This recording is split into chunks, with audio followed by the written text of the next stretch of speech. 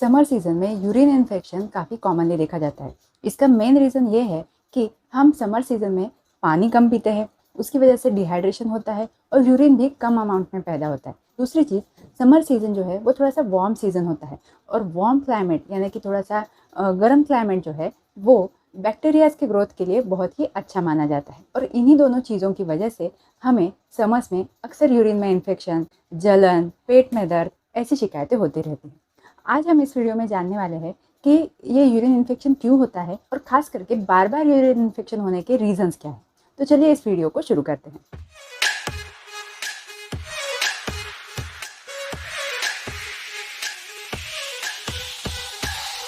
मैं हूँ डॉक्टर सोनल और जब भी हमें यूरिन इन्फेक्शन होता है तो हम ये सोचते हैं कि हम ज़्यादा पानी पी लें तो उससे ये सब ठीक हो जाएगा, लेकिन ये इतना आसान नहीं है। इसके पीछे बहुत सारी चीज़ें हैं और वही चीज़ें हम आज इस वीडियो में जानने वाले हैं। यूरिन इन्फेक्शन के बारे में जानने से पहले हम ये जानेंगे कि हमारा यूरिनरी ट्रैक्ट कैसा रहता है।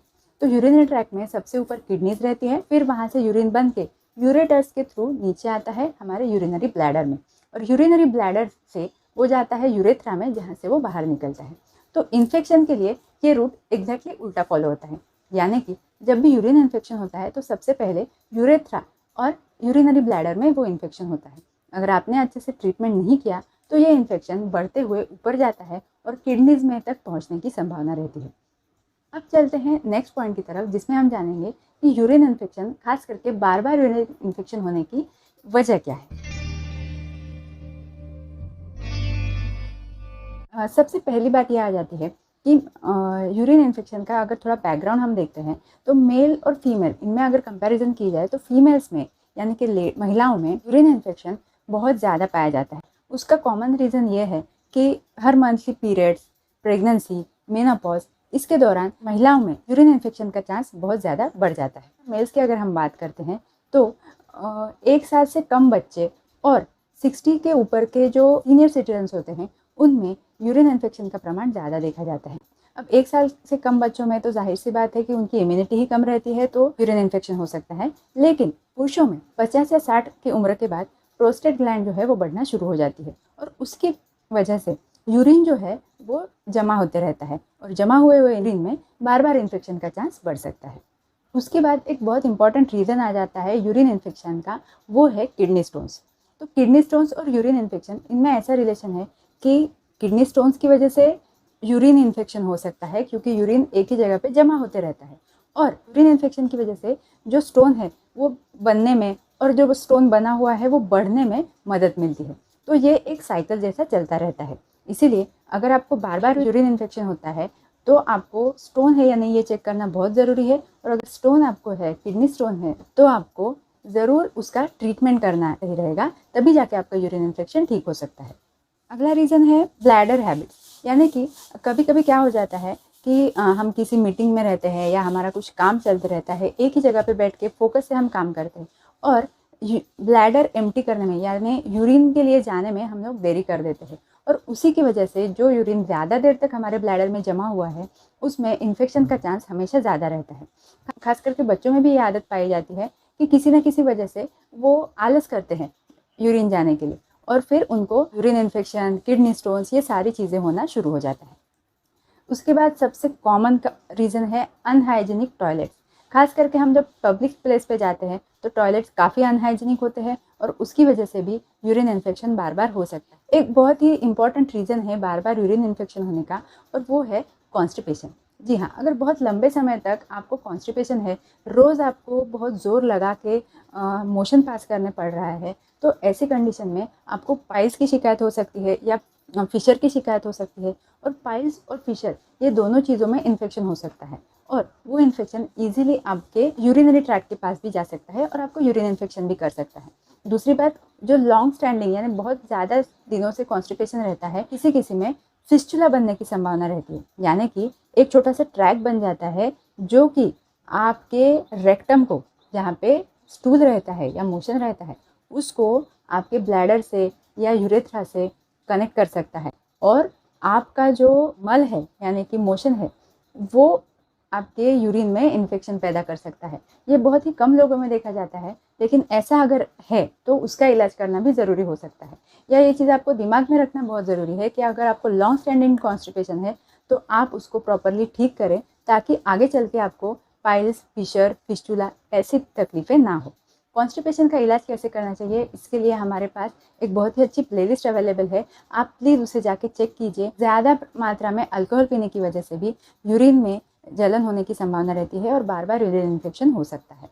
लेडीज़ में खास करके प्रेगनेंसी, मेनोपॉज, पीरियड्स और एबॉर्शंस, इनके दौरान इम्यूनिटी जो यूरिनरी ट्रैक्ट रहता है उसकी इम्यूनिटी थोड़ी कम हुई रहती है और उसी की वजह से बार बार वहाँ पे इन्फेक्शन हो सकता है। तो ऐसी कंडीशंस में आपको खास ख्याल रखना चाहिए। दूसरी बात, महिलाओं में ल्यूकोरिया यानी कि वाइट डिस्चार्ज जो होता है उसकी वजह से भी बार बार यूरिन इन्फेक्शन हो सकता है। जो कई सारे एल्डरली जो महिलाएं होती हैं उनमें यूटेरस अपनी जगह से थोड़ा नीचे आ जाता है और उसकी वजह से भी यूरिन एक ही जगह पे जमा होने लगता है और यूरिन इन्फेक्शन हो सकता है। अब सबसे इम्पॉर्टेंट कॉज बार बार यूरिन इन्फेक्शन होने का वो है डायबिटीज़। जी हाँ, डायबिटीज़ में तो वैसे भी इम्यूनिटी कम हुई रहती है, यूरिन में शुगर का प्रमाण ज़्यादा रहता है और शुगर का प्रमाण जहाँ पे ज़्यादा है वहाँ पे बैक्टीरियाज बहुत ईजिली ग्रो कर जाते हैं। इसीलिए डायबिटीज़ में यूरिन इन्फेक्शन बार बार होता है। अगर आपको यूरिन इन्फेक्शन बार बार होना है तो आपने ज़रूर खुद को डायबिटीज़ के लिए चेक करना चाहिए। वर्म्स, अगर आपके पेट में वर्म्स है तो वो भी आगे चल के आपको यूरिन इन्फेक्शन कर सकते हैं। बार बार जिनको यूरिन इन्फेक्शन होता है उन्होंने वर्म्स की ट्रीटमेंट भी ले सकते हैं। वर्म्स की ट्रीटमेंट लेने से आपको बाकी कोई नुकसान नहीं होने वाला है, हुआ तो फ़ायदा ही होगा। यूरिनरी ट्रैक्ट से रिलेटेड जो भी कैंसर्स होते हैं या ट्यूमर्स होते हैं उनकी वजह से भी यूरिन इन्फेक्शन, यूरिन में जलन, यूरिन में खून आना, ये सारी तकलीफ़ें आपको देखने को मिल सकती हैं। जो बेड रिडन पेशेंट होते हैं जिनमें कैथेटर डला हुआ होता है उनको तो बार बार यूरिन इन्फेक्शन हो ही सकता है। पहले तो उनकी इम्यूनिटी कम रहती है और ऊपर से अंदर कैथेटर है जो कि हमारे शरीर के लिए फॉरेन बॉडी होता है, तो इन्फेक्शन ज़रूर हो सकता है।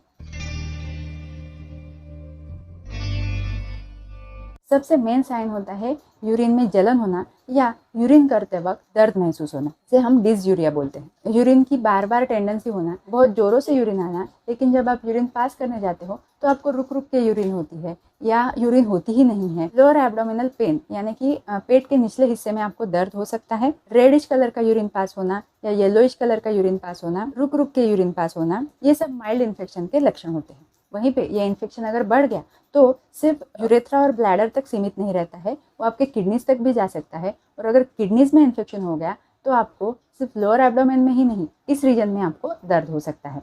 उसके अलावा बुखार आना, बहुत ज़्यादा ठंडी लग के बुखार आना, हाई ग्रेड फीवर और किडनी का फंक्शंस कम होने की भी संभावना बनी रहती है।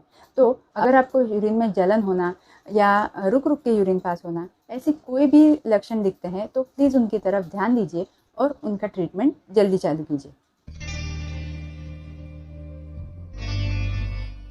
सबसे पहले तो यूरिन का टेस्ट करना पड़ता है जिसमें कि रूटीन और माइक्रोस्कोपिक रहता है, यानी कि आपके यूरिन में उसका पीएच कितना है, उसकी स्पेसिफिक ग्रेविटी कितनी है, आपका यूरिन एसिडिक है या बेसिक है, ये चीज़ें उसमें चेक की जाती है। और उसमें पस सेल्स है क्या या ब्लड है क्या, इसके लिए भी चेकिंग किया जाता है। तो ये यूरिन रूटीन और माइक्रोस्कोपिक हो जाता है। अक्सर इसमें ही यूरिन इन्फेक्शन डिटेक्ट हो जाता है और आगे का ट्रीटमेंट शुरू कर सकते हैं। लेकिन इसके अलावा complete blood count, sonography, diabetes के टेस्ट, किडनी फंक्शन टेस्ट, ये सब टेस्ट भी आपको करने पड़ सकते हैं। खास करके स्टोन्स के लिए आपको सोनोग्राफी करना बहुत ही ज़्यादा ज़रूरी है। इसके अलावा कभी कभी क्या हो जाता है कि ट्रीटमेंट देने के बाद भी यूरिन इन्फेक्शन ठीक नहीं होता है और बार बार होते ही रहता है। तो ऐसी कंडीशन में यूरिन कल्चर एंड सेंसिटिविटी ये टेस्ट करते हैं, जिसका मतलब ये होता है कि आपका यूरिन जो है वो लैब में भेजते हैं और अलग अलग एंटीबायोटिक्स के अगेंस्ट उसको चेक करते हैं और कौन सा एंटीबायोटिक यूरिन के बैक्टीरियाज पे काम कर रहा है ये डिटेक्ट करके आपको बताते हैं। और फिर वो स्पेसिफिक एंटीबायोटिक लेने के बाद ही आपका यूरिन इन्फेक्शन ठीक हो सकता है। तो अगर यूरिन इन्फेक्शन है, बार बार हो रहा है, एंटीबायोटिक लेके भी आपको ठीक नहीं लग रहा है, तो यूरिन कल्चर एंड सेंसिटिविटी ये टेस्ट आपके लिए बहुत ज़रूरी है।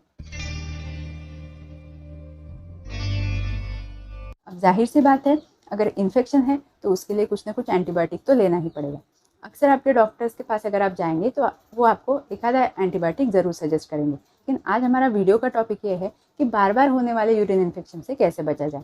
तो उसके लिए कुछ टिप्स एंड टिप्स मैं आपको बता रही हूँ। सबसे पहला टिप तो आता है, आपको पानी अच्छे से पीना है।